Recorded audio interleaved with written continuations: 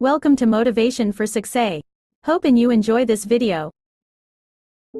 Now we could talk of the wealth of experience, the wealth of friends, the wealth of love, the wealth of family, the wealth of culture, wealth of many kinds. However, in this program, we are more specifically going to talk about wealth in the sense of financial freedom. Wealth that comes from the conversion of effort and enterprise into currency and equity. For each of us, the amount of money required to be wealthy will differ, but the dream for all of us, I'm sure, is the same. Freedom from financial pressure, more freedom of choice, freedom to enjoy, and the opportunity to create and to share. Wealth, the possession of great financial resources that improves the quality of your life and gives you added dignity and expanded lifestyle. So decide for yourself what wealth means to you. Latch on to your own mental image of wealth, and let's see if the ideas I'm about to bring to you will make sense, and perhaps provide you with the inspiration to put the plan into high action, so that as the days pass, you will discover a growing sense of freedom and dignity, self-worth, substance, and lifestyle. Knowledge equals execution and speed. I don't run 24-hour days. I don't even think that way. Does that help you? Yes or no? It's a total difference.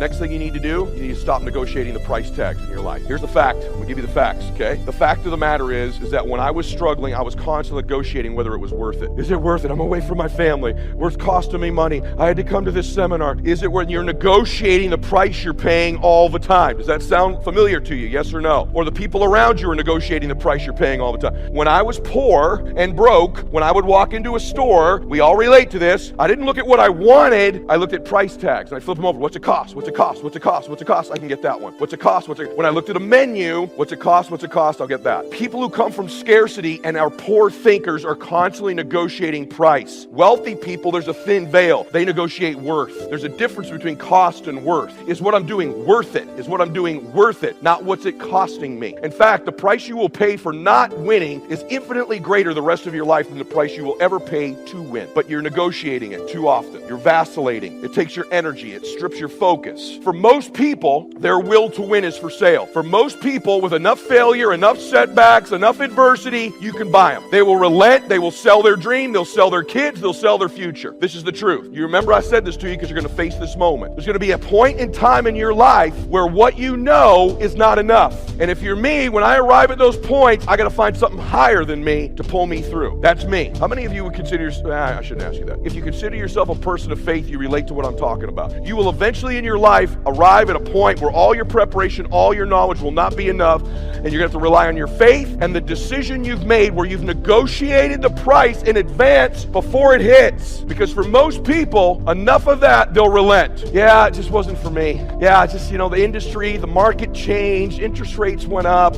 We went into that market where just everybody was getting their butt handed to them. I learned all this stuff, just the timing was right. Or, you don't know about where I live. Where we live, this stuff doesn't work.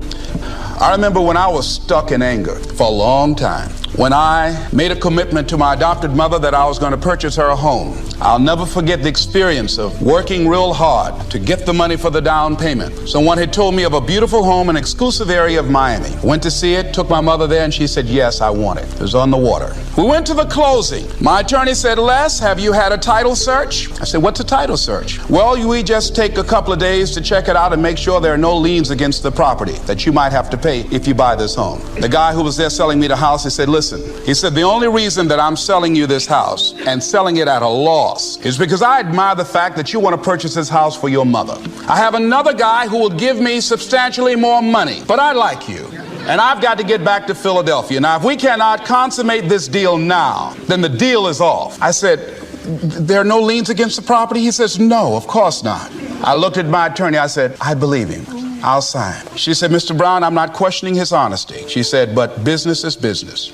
I signed that contract. And we had a big celebration. Everybody in the neighborhood was talking about Leslie coming home, one of the twins that Mamie adopted, to buy her a home. Child, isn't that nice? God is going to bless him. A few weeks later, I received a letter, a registered letter, indicating that the house was going up for sheriff's sale on the courthouse steps. A man had filed a $12,000 lien against the property because the previous owner owed him that money. And if I did not come up with $12,000 in 30 days, he was going to sell the house to the highest bidder. I called this man and said, "Mister, my name is Les Brown. I purchased this house. I had nothing to do with your prior bill.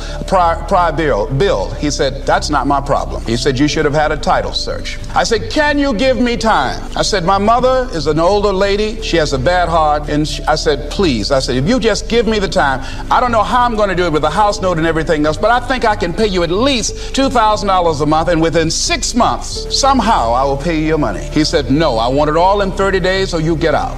I did everything I could, racked my mind thinking about how I could get $12,000 because I took everything I could to get the money just for the down payment and the closing. I finally had to face the reality that I wasn't going to be able to do it. I was up around 2 o'clock in the morning, walking back and forth, thinking, how was I going to tell my mother this? My children were there in the room sleeping all night long. I agonized over this. I lost over 23 pounds. Pretty soon I went in the room where my mother was sleeping and I said, "Mama," I got down on my knees by the bed. I said, "Mama, I got to talk to you." And she said, "What's wrong?" I said, "Mama," I said, "we got to get out the house." I said, "In my haste to buy the house, I made a mistake." She said, "That's all right, baby. I didn't like this house anyhow."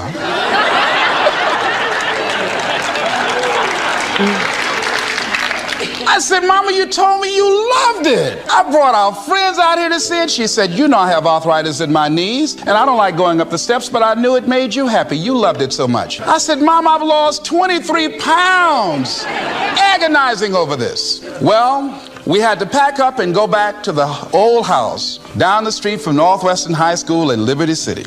All those neighbors who came out and saw us leave, those neighbors were there as we were coming back. We went in the house, the roaches were playing cards saying, "Come on in and take a hand." I was wiped out. I was embarrassed and humiliated. Words cannot encompass the symbolism of what I felt. I remember when I was unloading the furniture and I began to cry. My sister came by. "You know you didn't have any money to buy no house, Mr. Big Time. Hadn't given me a quarter. You know mama got a bad heart now, y'all. Back where you belong." As I was crying and my head down, taking furniture in, my mama said, "Hold your head up." I said, "Mama," I said, "I just feel so bad about this, Mama." She said, "Hold your head up and dry your tears. You have nothing to be ashamed of." And I did. If you have nothing, I live in Fiji a portion of the time. I have a home there and a resort there and kind of 2 families of villages there that I interact with the last 25 years. And when you go to Fiji and you walk down the street or you drive by, people jump up and they yell, "Bula, bula, bula," which means welcome, be happy, we love you. And you drive by 5 minutes later and they jump up, "Bula, bula, bula." And you're going like, what drugs are they taking? No one's paying them. But they're so happy. They're in such a different state. They've learned to focus on something else and come up with a different meaning for life.